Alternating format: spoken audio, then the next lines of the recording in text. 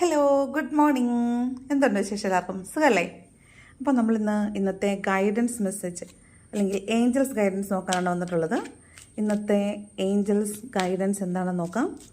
ഇന്ന് ഏഞ്ചൽസ് തരുന്ന ഗൈഡൻസ് എന്താണെന്ന് നോക്കാം. ബി അസർട്ടീവ് എന്നാണ് പറയുന്നത്. നിങ്ങളൊരു തീരുമാനമെടുക്കൂ, അതിൽ ഉറച്ചു നിൽക്കൂ എന്നാണ് പറയുന്നത്. Okay, B assertive. Second one വന്നിട്ട് റിക്കവറി. അതായത് നിങ്ങൾ എന്തെങ്കിലും ഒരു കാര്യം പലവിധ കാരണങ്ങളാൽ ഉപേക്ഷിച്ച് പോയിട്ടുണ്ടെങ്കിൽ അതെല്ലാം റിക്കവേർഡായിട്ട് വരുന്നു എന്നാണ്. ഇനിയിപ്പോൾ അത് ഹെൽത്ത് ആണെങ്കിലും നിങ്ങൾ ഉപേക്ഷിച്ച് പോയിട്ടുള്ള മെമ്മറീസ് ആണെങ്കിലും എല്ലാം നിങ്ങളിൽ റിക്കവേർഡ് ആവുന്നു എന്നാണ് കേട്ടോ. അത് നിങ്ങളിലേക്ക് തിരിച്ചു വരുന്നു, റിക്കവേർഡായി നിങ്ങളിലേക്ക് തിരിച്ചു വരുന്നു എന്നാണ് പറയുന്നത്. Let go. ഇന്നേ ദിവസം നിങ്ങൾക്ക് കുറേ കാര്യങ്ങൾ നിങ്ങളിന്ന് ഒരുപാട് ആലോചിക്കുന്നതായിട്ടൊക്കെ നമ്മൾ ഗൈഡൻസിൽ കണ്ടിട്ടുണ്ടായിരുന്നു.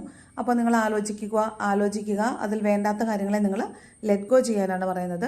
Let go of the worries ആണ്. എന്താണ് ലെറ്റ് ഗോ ചെയ്യേണ്ടതെന്ന് വെച്ചാൽ, ചില ആളുകളെ ലെറ്റ് ഗോ ചെയ്യുക എന്നുള്ളതല്ല, അവരെ ഫൊർഗെറ്റ് ചെയ്ത് ലെറ്റ് ഗോ ചെയ്യുക. നമ്മുടെ എനർജി കൊടുക്കാതിരിക്കുക, സെൽഫ് ലവ് ചെയ്യുക.